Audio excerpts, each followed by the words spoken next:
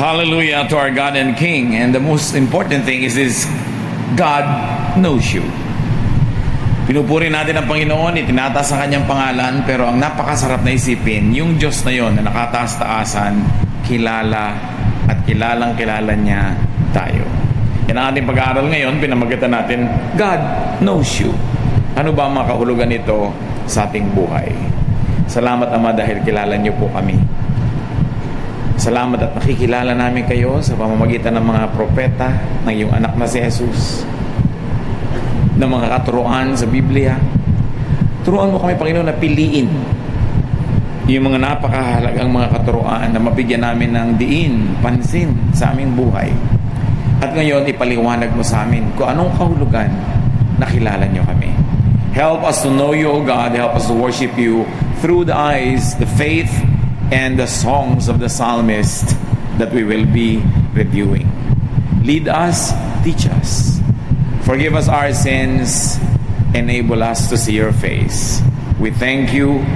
We honor you in the name of Jesus, your Son, our Lord and Savior. Amen. God knows you. Gaano karaming tao ang pwede niyong masabing kilala niyo talaga yung tao na yon? Kung minsan nga nagtataka ka, akala mo kilala mo na yung asawa mo, pero biglang may ilalabas sa ugali na hindi mo pala nakita before. Akala natin, kilala natin ating anak, hanggang magulat na lang tayo na may ibang buhay pala siya na hindi naman lang natin alam. God knows you. What does it mean? Psalm 139:1. You have looked deep into my heart, Lord, and you know all about me. Kitang-kita natin kung paano nakikilala ang isang tao. You look deep into the person's heart. You share time together, you share space, you share thoughts, you converse, and then you watch for meanings of what the person does. And then pwede mo sabing, kilala ko siya. To the point na pwede ko nang halos mahulaan kung anong gagawin niya pag ganito ang nangyari. Ano magiging reaksyon niya sa ganitong pangyayari. Anong isusuot niya sa ganong okasyon. Anong gugustuhin niyang kainin sa ganitong pagkakataon. Ang Panginoon, sinasabi sa atin ng psalmist ng sumulat ng awit na ito, kinikilala niya tayo at alam niya ang lahat tungkol sa atin. God cares enough to know all about you. It takes a lot of interest to try to know a person. Kung isa nga, kahit asawa mo, mahal mo sa buhay, hindi mo na pinapatapos yung sentence dahil wala kang tiyagang makinig. Tinatapos natin yung sentence niya for him or for her, o ayaw na natin siya pagsalitain. Huwag ka na kumibo, ako na lang magsasalita. Kasi nainip tayo, sayang yung oras natin. Pero ang talaga nagmamahal, nagbibigay ng panahon para unawain, kilalanin yung kanyang minamahal. And the mere fact that God looks deep into our heart tells us that God cares for us. Is there anyone you really care enough about that you would bother to really know him completely or as completely as possible? Na nagtsatsaga kang makinig sa kanya kahit ang haba-haba, kahit akala mo alam mo na pagtsatsagaan mo pa rin. Because knowing means understanding. It means empathizing, caring about, protecting, and therefore being committed to the well-being of a person. Maraming beses kaya hindi tayo nagko-commit na makilala ang isang tao, baka malaman pa natin yung problema niya, baka masangkot pa tayo, baka madamay pa tayo sa mga problema niya sa buhay, kaya ayaw na lang natin marinig. Pagka tinanong mo isang tao, kumusta ka? At talagang ikukwento niya sa'yo 2 oras lahat ng sakit niya, willing ka ba makinig? O dekorasyon lang yung kumusta ka? Pag may nasalubong ka, kumusta? May alungkot-lungkot ko, halika, sasabihin ko sa'yo, are you willing? But God cares. God understands you. Napakahalagang maintindihan na tayo'y kilala niya. Kasi pag kinilala mo ang isang tao, nakikisangkot ka rin sa buhay niya. Nagiging problema mo na yung problema niya. At yun ang maganda doon. Nakilala tayo ng Diyos to the point na pinoproblema niya rin yung problema natin. Sinasamahan niya tayo sa ating mga paghihirap, sa ating mga lungkot, maging sa ating mga pagkagulo. Psalm 139 verse 2. You know when I am resting or when I am working. and from heaven you discover my thoughts. So God knows your activities. To be literal about this, God knows if you are over-resting or overworking. Kaya may utos siya magpahinga, may utos siya magtrabaho. So there is accountability here. But the deeper and more beautiful meaning is that effectively there is no distance between you and God. Sabi, from heaven you discover my thoughts. Wherever that heaven is, if it's a place, a state of mind, no matter what the distance between that heaven and our day-to-day existence, God bridges that distance to know our thoughts. You are never far from God. You are never alone. Sometimes there are couples that confide in me na may asawa nga sila pero ang pakiramdam nila parang nag-iisa sila, parang wala silang kakampi, parang walang nakakaintindi sa kanila. Kahit magkasama sa isang bahay, bihira mag-usap, ang babaw lang ng pinag-uusapan, hindi na ipapaliwanag yung tunay na nadarama. Kumisa naman ipinapahiwatig pero walang effect. Hindi naman madiretso. So there are people who have partners in life, who have parents or brothers and sisters or children, and yet they feel alone because nobody really knows their thoughts. Hindi nila alam, nagtatampo ka na pala, nagdaramdam ka, may sama ka na pala ng loob, and you are alone in your sorrow.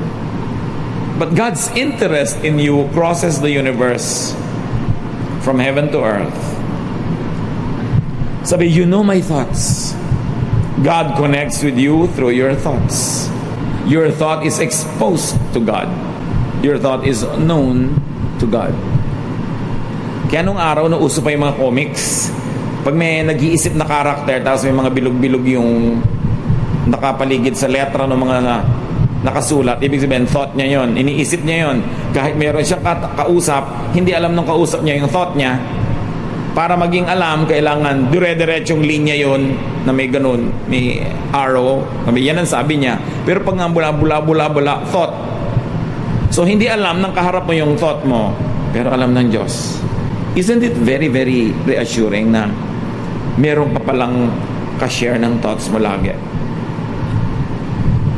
At hindi ka para kontrahin, kundi para kakampihan, kumisan para kay tuwid. Pero inaalam ng Diyos lahat yung thoughts natin para niya tayo matulungan, para niya tayo mabigyan ng paliwanag, at para niya tayo masamahan. So yung mga nag-iisip na nag-iisa yata ako sa paniniwala ko, sa aking takot o sa aking mga excitements, hindi totoo yun. God is with you in your thought life. Psalm 139:15-16. Nothing about me is hidden from you. I was secretly woven together deep in the earth below. But with your own eyes, you saw my body being formed, even before I was born. You had written in your book everything I would do. So ang tanong ng iba, so wala na po pala tayong free will, naka-script na lahat ng gagawin natin. Isang talinghaga. Ang ibig sabihin, isa sa mga marami ibig sabihin, God has enabled you to do the things you would like to do. He has given you talent, He has given you resources, energy. He knows what you are capable of doing, and by allowing you a certain width and length in which to operate, God knows what you do, but He doesn't dictate it. Para kung kayo, inventor, gumawa kayo ng isang bagay na may 4 na gulong, may manibela, sasakyan pala yon, you know what that thing will do. Di ba? Alam yung gugulong yun, naandar yun. Kasi yun ang design nyo eh. So yung nag-design ng kawali, alam niya ang gagawin ng kawali. Kasi dinesign niya na ganun. So dinesign tayo ng Diyos, fully aware of what we are capable of doing, our potentials, the promise that is given us, but this doesn't dictate the decisions we will make. Pero ikaw, gustuhin mo man sigurong lumangoy sa dagat, sa ilalim ng dagat na 5 oras nang walang artificial tool, hindi mo magagawa. God knows that you will never do that. You cannot. Kasi ang design mo, wala kang gills, meron kang lungs. Napag-isip-isip na ba natin mga kapatid kung ano ang alam ng Diyos na pwede natin mga gawin? At ginagawa ba natin? Kung minsan yung hindi para sa atin ang ginagawa natin, kaya nagkakabigo-bigo, nagkakamali-mali. Pero may mas malalim pa. That God knows your thoughts. God was there when you were being designed. In fact, He designed you Sabi niya, when I was being designed in the deep parts of the earth, isang talinghaga sa sinapupunan ng ina, I was only being created and you were there and you know me. God allowed you to be who you are. Ang lalim ng kahulugan nun. Pinayagan ng Diyos na ikaw ay maging ikaw. Binubuo ka pa lang, alam na niya. Iniisip mo pa lang at kaya mong isipin, dinesign niya at alam niya. Therefore, hindi ka mistake. You are not a mistake. Because God makes no mistakes. Kahit pa sinabi ng nanay mo, alam mo mali ka, hindi ka dapat ipinanganak. Kahit pinapaniwala ka ng tatay mo o ng mga tao sa barangay nyo na mali ka, wala ka dapat dito, hindi ka dapat ganyan. So sabi mo, sino ba gumawa sa akin? Sino ba nag-create sa akin? Kaya nga hindi ba sabi, pag daw tayo makialam sa Diyos, pag daw ba ikaw ay palayok, ginagawa ka nung magpapalayok, sinasabi mo, bakit wala akong tangkay? Lagyan mo akong tangkay dito. Ba't ganyan ang korte ko? Hindi ka nakikialam, siya ang gumagawa. Therefore, pag nabuo ka na, sisisihin ka ba nung gumawa ng palayok? Ba't ganyan ang korte mo? Siya ang gumawa sa'yo. Kuminsan, we over-moralize many issues in life, and we make people feel miserable, and we make them feel like they are a mistake. That they are some freak accident in the universe na naging ganun sila. Ba't ganyan ang talent mo? Kinireta ko ng Diyos na ganito. Bakit hindi ka magaling sa math? Ibang galing ang binigay sa akin ng Diyos. Ba't ganyan ang height mo? Itong binigay sa akin ng Diyos Ba't ganyan ang kulay ng buhok mo? Bakit ganyan ang korte ng ilong mo? Sino ba gumawa sa akin? Yung gumawa sa akin, ginagawa pa lang ako, alam na niya, siya nga nagde-design, at alam niya ang mga kaya kong gawin sa buhay. Hindi niya ako diniktahan ng mga detalye what to do, but with the kind of talent, capacity, and natural assets that He has given me, including the natural limits, then God knows the direction I'll take in life, and He will be there every step of the way because He is even with me in my thoughts.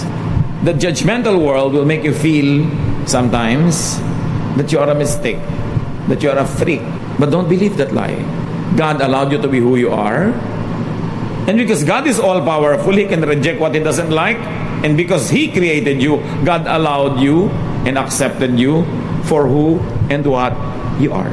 Kahit ano pa sinasabi ng mga iba, expectation nila sa'yo, hindi mo na ibibigay kasi ang expectation nila hindi siguro nakabagay sa katotohanan tungkol sa iyong pagkatao, kung paano ka nilikha ng Diyos. Psalm 139 verse 3. You notice everything I do, and everywhere I go. So God notices you to help you. Hindi siya parang isang striktong pulis na inaantay na magkamali ka para ka mabaril o maikulong o hulihin. God notices you to protect you. Hindi para hulihin ka sa akto ng pagkakamali at ipahiya ka, kundi para sagipin ka sa mga bunga ng iyong mga magiging mga pagkakamali. Kuminsan, ang laki-laki ng misrepresentation ng religion sa Diyos. Laging magagalit ang Diyos. Ayaw yan ng Diyos. Pari pala ang may ayaw lang yung mga religious leaders.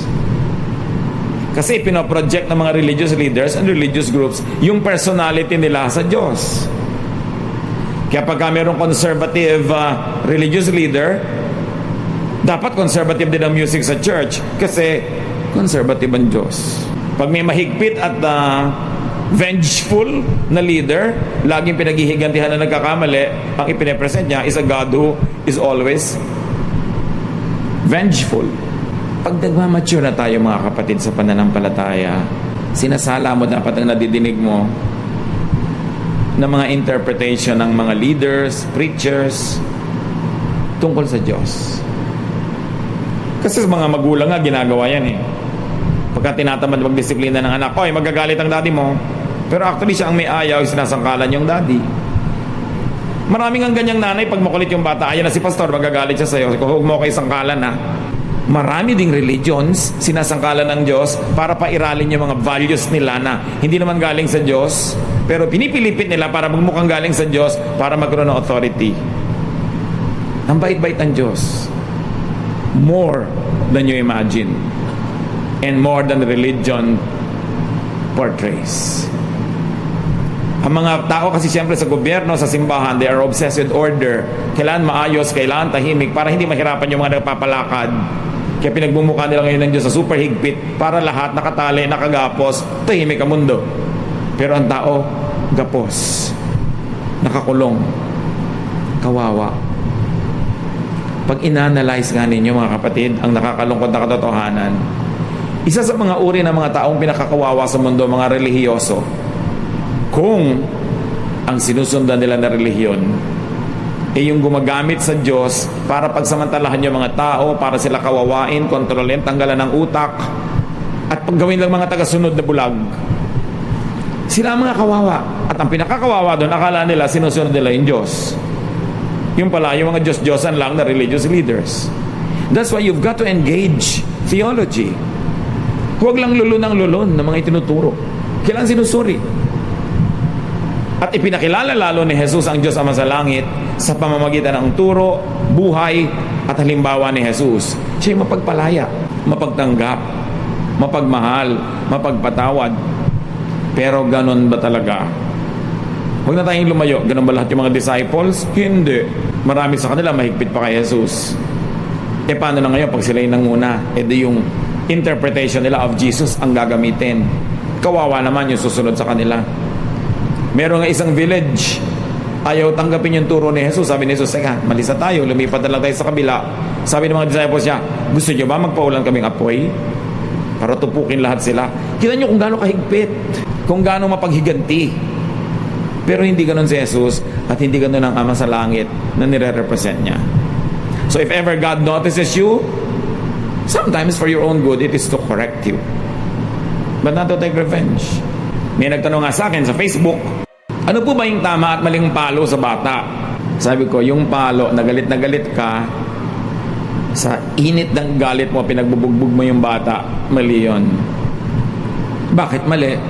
Kasi naghihiganti ka. Hindi mo siya dinidisiplina. You are getting even because you got irritated, you got mad, you have to get even, and you have got to hit back, and of course you can hit better because you're older. Kailan po ang tamang palo?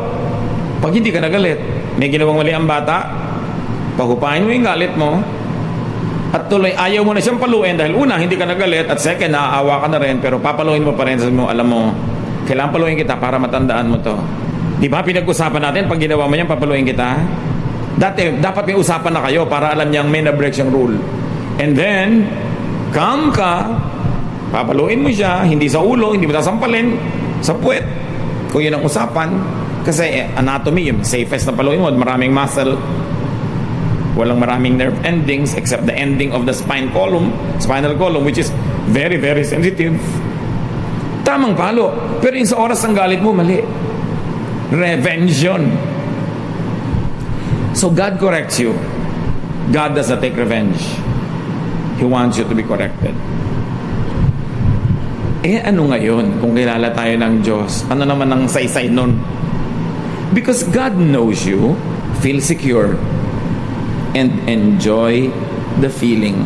Di ka man kilala kahit ng sarili mong magulang, ng sarili mong kapatid, minsan ng asawa mo, kilala ka naman ng Diyos. Siyempre, masarap na kilala ka rin ng iba. Pero ano naman, kung hindi ka nila kilala, anong magagawa mo?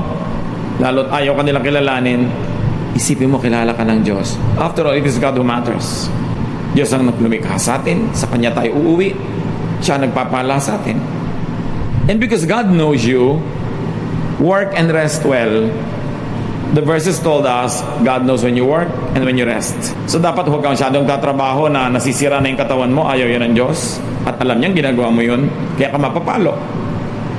Pero huwag din naman sobrang pahinga. Kasi inutos niya magtrabaho tayo. So that we deserve what we eat. We deserve what we get from the planet. What else does it mean that God knows you? Because God knows you, in your thought, dwell in the Lord. Kasi alam ng Diyos sa ating isip, ang ating iniisip, nananahan siya sa ating isipan, ikaw din, hayaan mo na manahan ka sa Diyos through your thought. Make your thoughts acceptable to God, pleasing to God, and make God enjoy dwelling in your thoughts. Pag may kinukwento sa atin na isang tao na ayaw natin yung topic, di ba? Yun ang thought niya. Hindi ka enjoy, gusto mo nang iwan. Pero kung ang ikinukwento niya, gusto mong topic, you dwell in the person's thought because you are edified or because you enjoy it. Make God enjoy your thoughts. You minister to God that way. Because God is emotion. Marunong siyang matuwa at marunong siyang hindi matuwa. Bakit hindi mo siya bigyan ng kasiyahan? Total, Diyos naman siya. At pag nasisiyahan siya, nagbo-blow out pa. So yung thought natin, pag may iniisip ko, teka, ano ba itong iniisip ko? Natutuwa ba Diyos dito? Ay, wag. Hindi ito nakakatuwa sa Kanya. Ayaw niya ng mga thoughts na to. So I will minister to God by lifting His name through my thoughts. Let the Lord dwell in your thought. Yung isip natin parang bahay. Pwede tayong magkaroon ng bisita, merong extended visitor, meron tayong papasukin, meron naman tayong laging iniimbitahan. Always invite the Lord. Make the Lord dwell in your thoughts. Read His Word. Ponder His teachings. Think of Him. Because when you think of Him, you become very aware of His presence. Kaya saan man mag-isip ka ng nakakatakot, mag-isip ka ng nakakagalit, mag-isip ka ng nakakagulo, pinipili din naman niyang iniisip, ba't hindi nilang isipin ang Panginoon? Ang kanyang mga katuruan, ang kanyang mga pagtutuwid. Ang sarap din. Yung Bible, pag binabasa mo, pagka talaga nakafocus ka, nag-enjoy ka. Lalo pag pinag-aaralan mo, sinusuri mo, yun ang laman ng isip mo kaysa iba. And because God knows you, know yourself like God knows you. Ang isa sa mga pinaka-ironic, mga kabalintunaan na nangyayari sa buhay, ikaw na may katawan ng hindi nakakakilala sa sarili mo. Kasi pag meron kang iniisip, dinedeny mo yung sarili mo. Kuminsan meron kang self-denial. Ayaw mong tanggapin. Maraming ganun. Ayaw tanggapin yung katotohanan. Nabubuhay sila doon sa illusion, sa imagination, sa desire nila, hindi doon sa kung ano sila. Know yourself. If God bothers to know you, well, you should know yourself. When you know yourself, you get to know your breadth, your width, your length. You will know how to live life. You will know what to do well, and you will know what you'd better not do because you are not gifted in that area. Know yourself. It's your duty to yourself and to God. And because God knows you, accept yourself. Because God accepted and accepts you. Anong ibig sabihin? Natatanggapin mo yung sarili mo. Don't pretend like you're somebody else. Huwag kang mangopya ng iba, ng buhay nila, style nila. Ikaw ay ikaw. Habang nangongopya ka ng iba, hindi ka magiging fully developed as you are. Maiinggit ka sa iba. Ibig sabihin, hindi mo kilala ang sarili mo, hindi mo tinatanggap ang sarili mo, tinatanggap mong wala kang kwenta, mas may kwenta siya, inferior ka, superior siya, therefore naiinggit ka. So madaling malaman kung tinatanggap niyo ang sarili niyo, kung maiinggitin ba kayo sa kapwa. Lagi niyo ba i-compare ang sarili niyo sa iba? To feel good. Accept yourself. Lalo yung mga physical attributes na mahirap naman palitan, accept yourself. Accept, for instance, that you're growing old. Bakit hindi matanggap ng mga taong tumatanda sila? Lalo't may pera, may technology, kung ano-anong ginagawa sa mukha. May nakita na ba kayo na nagpa-repair ng mukha na maganda ang bunga? Parang, minsan, kilala mo siya dati, tapos kinausap mo, pagtalikod, sabi mo sa kasama mo, parang may mali sa kanya. Hindi mo matukoy, pero parang may mali. Yung pala, naglagay ng tukod dito sa chin niya para cheekbone niya mataas. Kaya kumisan lumalakad yon. Akala mo may beke. Lumakad pala yung cheekbone. Iba nakakatawa kumisan, nakakaawa, hindi mo malaman kung maaawa ka o matatawa ka. Ba't di mo tanggapin na tumatanda ka? Alam nga namang 70 years old, tapos mukha kang 20. Isa yon, acceptance. Sasabihin ng iba, hindi na po ako magkukulay ng buhok kasi puti na. Iba naman yun dahil hindi ka naman nanganganib yung buhay mo, tsaka hindi naman sobra bagastos. Hindi naman pwedeng absolute na wala ka nang papalitan, di hahaba na yung kuko mo, hindi mo nagugupitin because you accept yourself. Merong limit yung normal na tanggapin at meron yung enslaving na, yung kawawa ka na dahil sobrang mong ayaw tanggapin ang sarili mo. Maraming ganon. Ipinipilit, ikinukubli, halimbawa na probinsyana siya. Pag nagsalita naman, talagang halata-halata. Ano naman ang problema kung probinsyana ka? Problema ba yun? Ano ba yung problema yun? Yung ba nagyayaman-yamanan? Yung maniniwala ka ba na talagang original yung bag niya? Eh, ang mahal ng original nun. So, ba't hindi ka na lang bumili ng original na hindi branded, original? Orig ba ang bag mo? Oo, original yan, nagkarlan. Binyang. Diba? Mas maganda naman yung original na nagkarlan kaysa fake na Louis Vuitton. Tinago nyo tuloy yung mga bag nyo, no? Kaya tuloy, pag may naglalakad, anong tingin mo dyan? Sabi na iba, Green Hills. Alam naman nila. Why fake it? You cannot afford a 40,000 peso bag. Bumili ka na original na gawa sa Marikina. Hindi mo pa kinakahiya. Hindi ka huliin sa Europe. Alam nyo ba na yung mga fake yung ganyan hinuhuli sa Europe? So don't be fake. Accept yourself. When you accept yourself, then you have time to develop yourself. You are happier because you are not measuring yourself against other people's standards. Be yourself as God allowed you to be. Remember, magiging ganyan ka ba kung hindi alam ng Diyos? At kung alam niya, pinayagan niya. Therefore, may dahilan siya. Mabuti ang para sa'yo. Kailangan makita mo yun. Para hindi puro self-rejection. Yung kulay ng balat para laging pumuti. Actually, it is self-rejection. You are rejecting your own color. You are rejecting your natural self. Ang hirap nun. At kahit hindi makita sa labas, nakakasugat yun sa loob. Sarap yung malaya ka. Ito ka. Take me or leave me. If you don't like me, we both lose. Hindi yung lagi ka nagkakandara to please other people. To the point that you change who you are. At dahil ganun ang trato mo sa sarili mo, hindi ba sabi ni Lord, whatever you do to the least of this, you do to me? Ganun din dapat ang trato mo sa iba. Know others. Or at least know people who matter to you like God knows them. So kung dapat mong kilalanin ang sarili mo at kilala ka ng Diyos, kilalanin mo rin yung asawa mo. Ba't kayo lagi nag-aaway? Ba't hindi mo naman lang i-recognize na pagkabagong uwi lang siya galing sa labas, hindi siya mahilig makipagtalo? Schedule mo sa ibang oras yung pakikipagtalo kung gusto mo. Kung kilala mo siya, alam mo kung kailan malamig ang ulo niya, kailan siya receptive, kailan siya bugnutin. Ba't hindi mo igalang yun? Kilalanin yung anak nyo, baka pinipilit yung maging dentista, ayaw naman. Dahil iba yung talent niya. Kilalanin niyo ang bawat isa sa mga anak nyo, huwag yung pilitin na maging kamukha ng uncle niya o lolo niya. Dahil magkakaiba sila. Tandaan nyo, kahit magkakapatid, hindi pwede magkakamukha ang talent, ang ugali. Kasi, ilan ang mga ninuno ninyo, mga lolo, lola sa bawat side, nunuan, let's say, 7 generations na lang. Ang genetic pool ng lahi ninyo, ang daming pwedeng pagkuna ng bawat isang bata.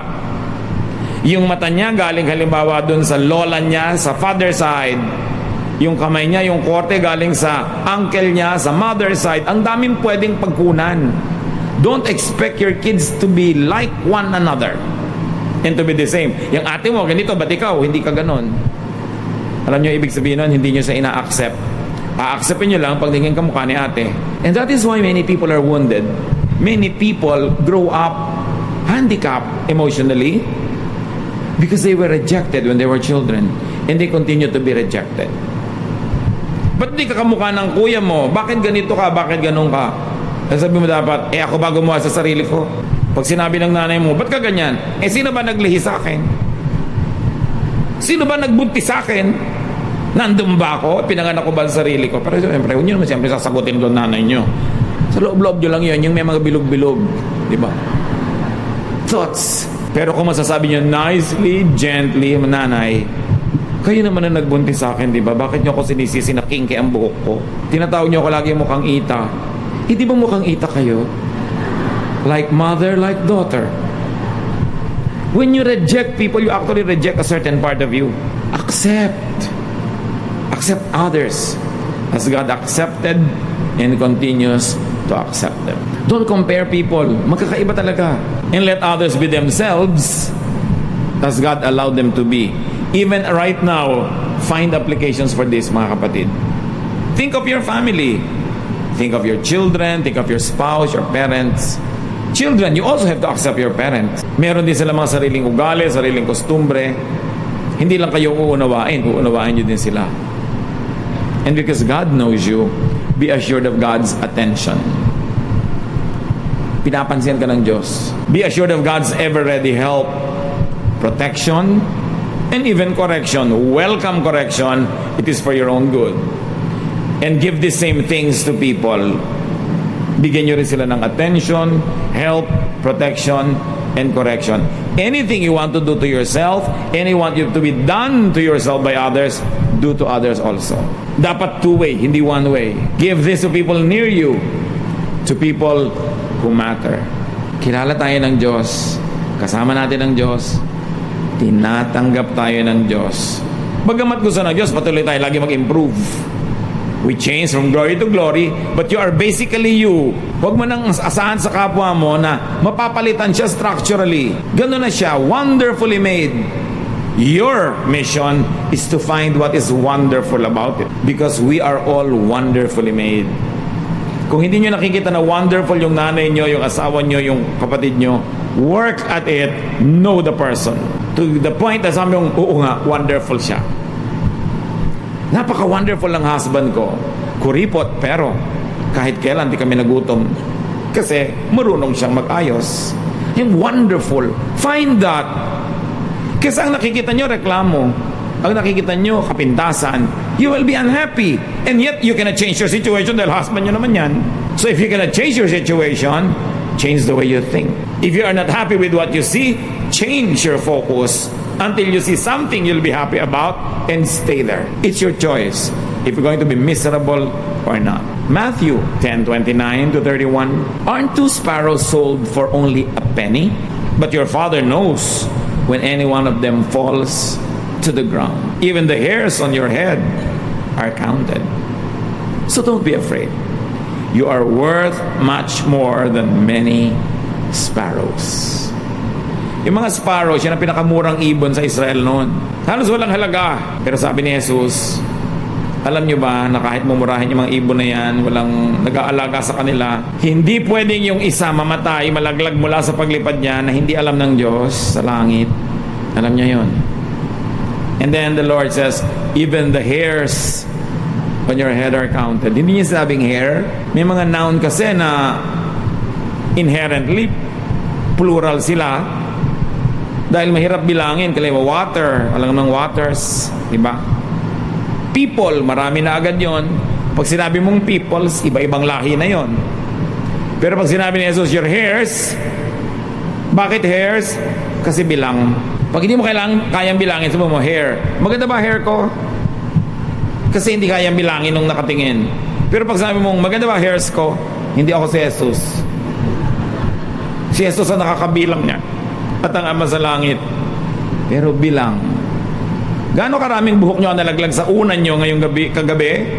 Sumama sa shower? Nalagay sa sopas? Hindi nyo alam.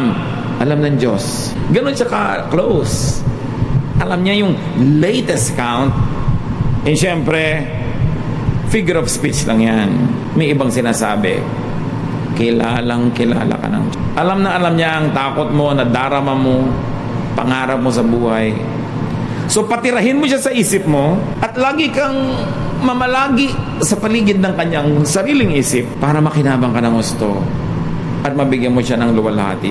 Kilalanin ang sarili, tanggapin ang sarili, improvein ang sarili. Kilalanin ang kapwa, tanggapin ang kapwa, and help them improve also.